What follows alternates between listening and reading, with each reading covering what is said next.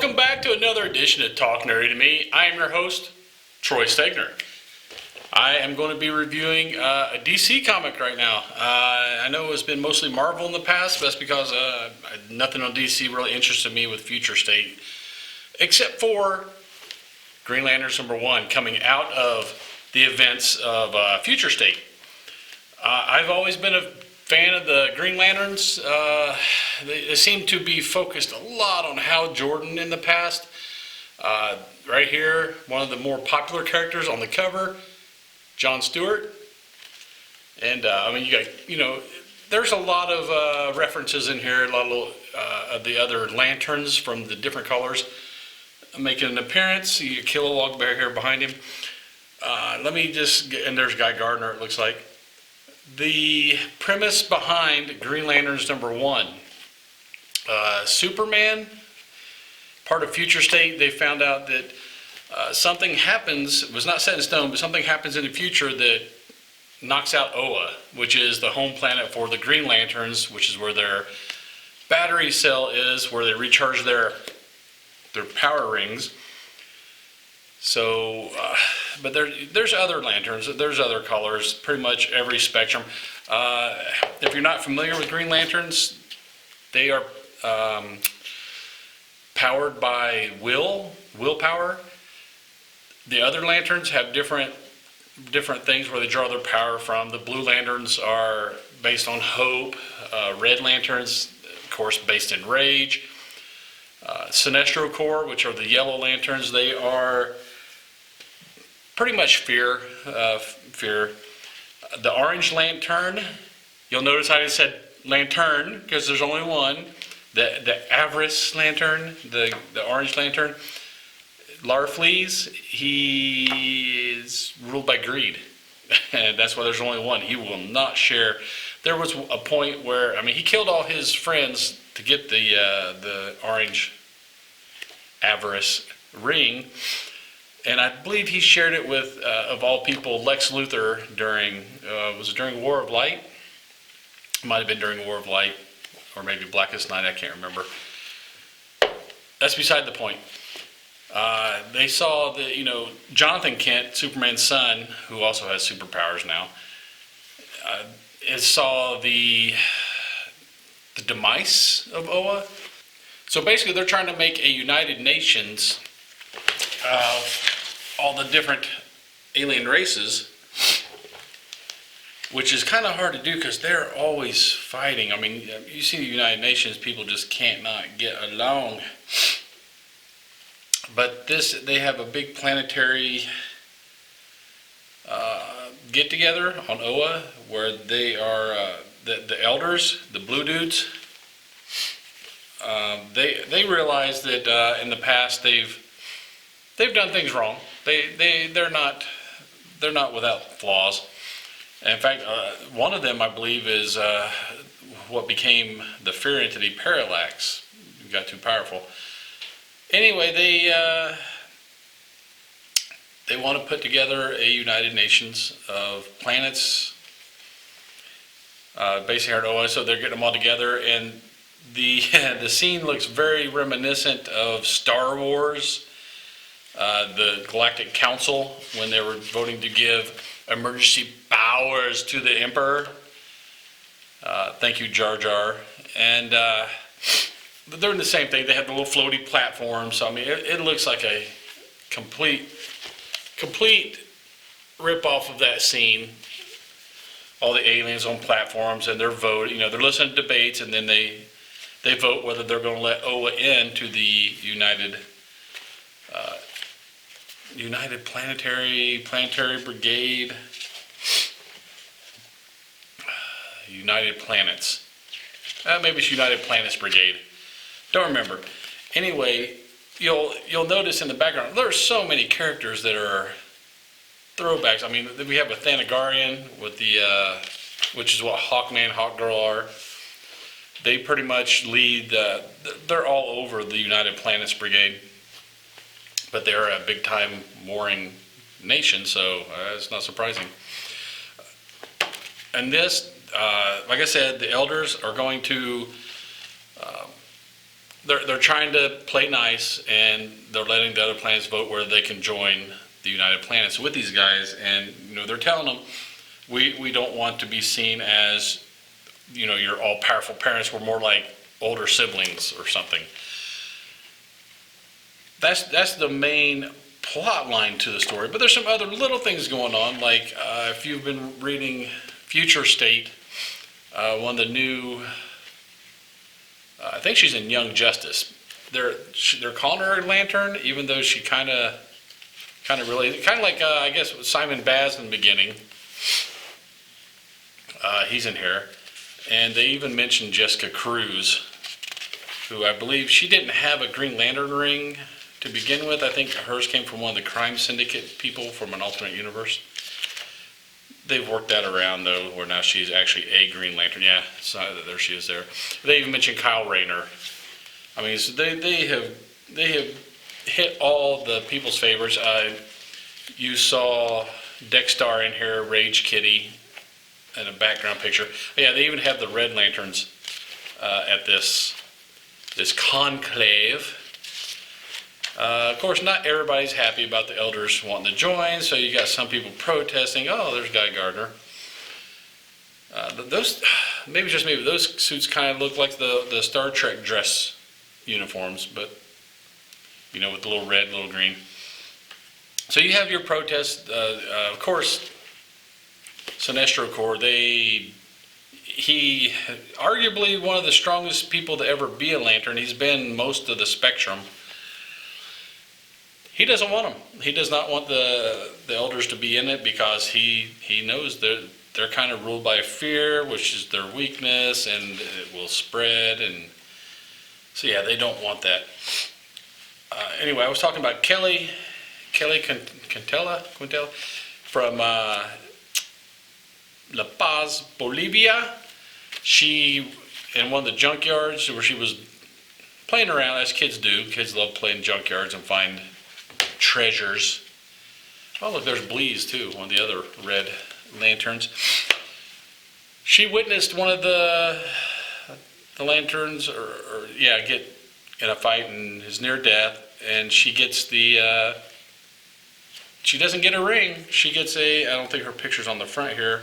I'll look through and see if I can find it. She gets a gauntlet. It's a green powered gauntlet, which if you remember, the only other person I can remember that had the green power gauntlet was Corona. Corona's bad news. I mean, that guy, just bad. Read up about him. Corona is a big villain for the Green Lanterns.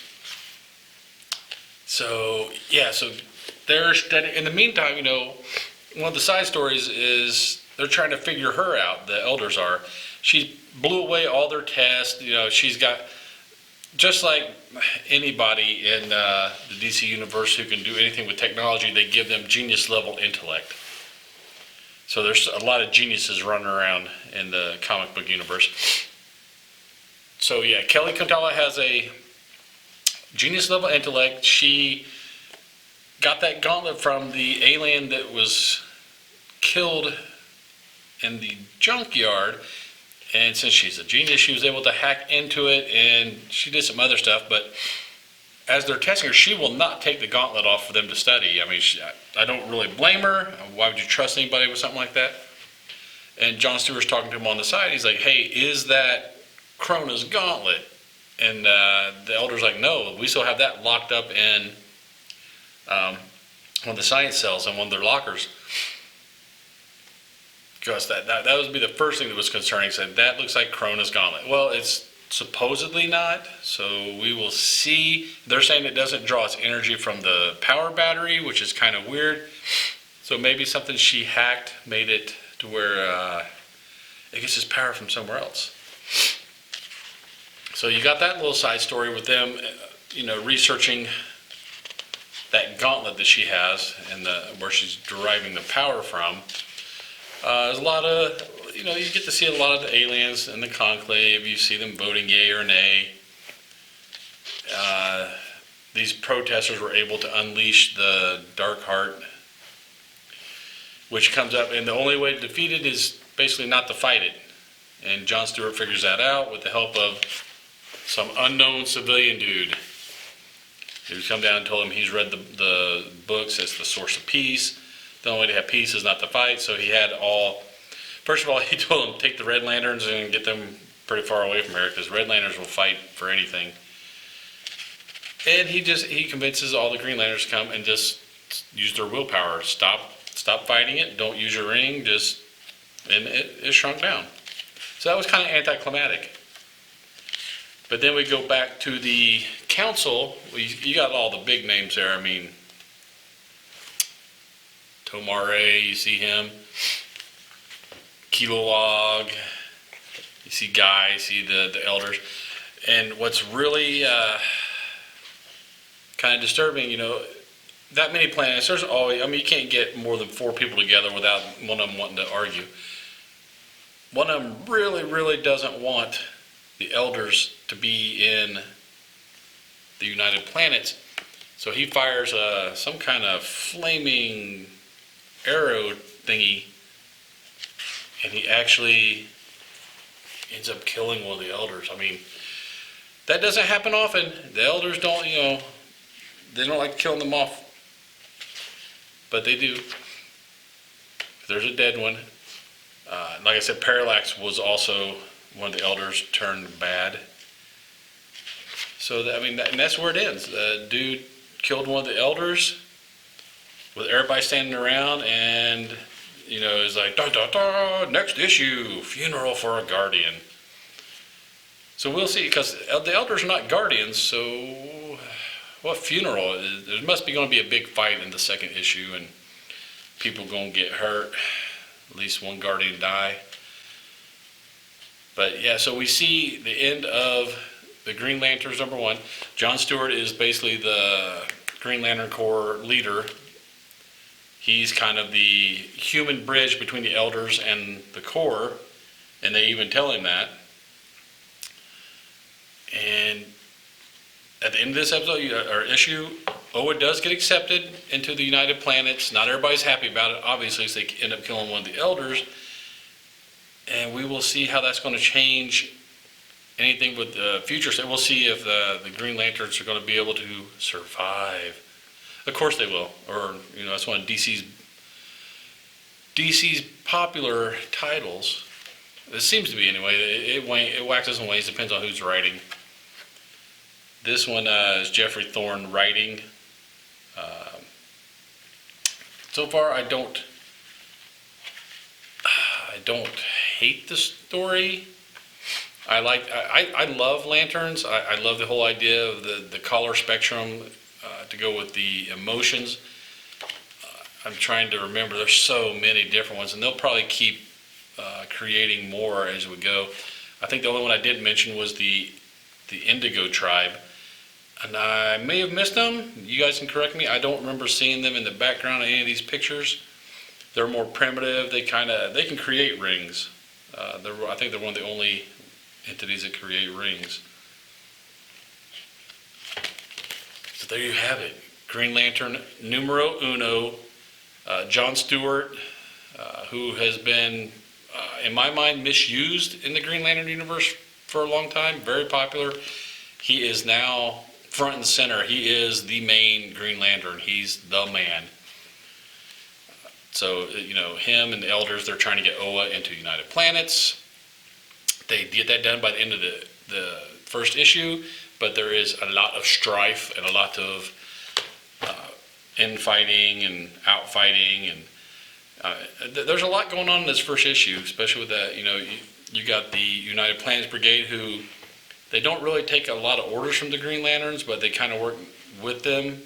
There's a little bit of friction there, but not a lot, kind of like the fire department and the police department, I guess. They work together, but yeah, they'll fight.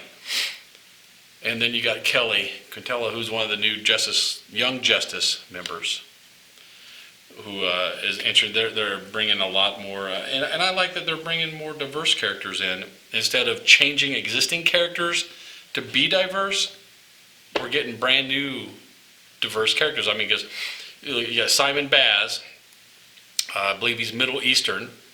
I think he's the only Lantern to wear a full face mask. Anyway, yeah, he was Middle Eastern. You got Jessica Cruz. She's also one of the minorities. This new Keli Quintela is, I consider him a minority in comics, because comics are very muscular white dude centric. So, I mean, now we got those females, and they are of Latin origin, and I'm liking it. And then you got, the Middle Eastern with Simon Baz, who is, he's quickly becoming one of my favorites. So yeah, I like the direction they're going with this. I don't like when they change existing characters to fit what they want for the day. Create a new character, make that character just as good. And that is what they're doing. So Green Lantern's #1. If you're a Lantern fan, as I am, you're really going to enjoy this. You might want to read through it a few times just to catch all the Easter eggs hidden in the background and the pictures, even some of the references. Green Lantern #1. Let's hope it sticks around longer than its predecessors. They haven't used any of the background characters much. Like I said, it's very John Stewart centric. You get a little bit of input from the rest of them, but it's mainly John Stewart, which I'm happy about that too. He's been underused. So let's see if the Green Lantern, if the United Planets works out. If it's going to, they're going to be able to unite. If you're uniting all these aliens, then you're going to have to give them a big villain to fight. And I'm guessing that's what we're going to see in the next couple issues of Green Lantern. We're going to find out who the big bad is. Who are these guys fighting? Because if you unite, you got to have something to unite against. Let's see. Highly recommend Green Lantern #1. Definitely, you should read this comic. This one right here. Please, please, please, please subscribe to this channel. It really does help with the metrics. And while you're at it, hit the bell icon and you will be notified every time we put up a new video. So until the next video, later nerds. Get nerdy with me. Tell me what game that you get on. Is it card or read? What kind of class do you play, girl? In an RPG.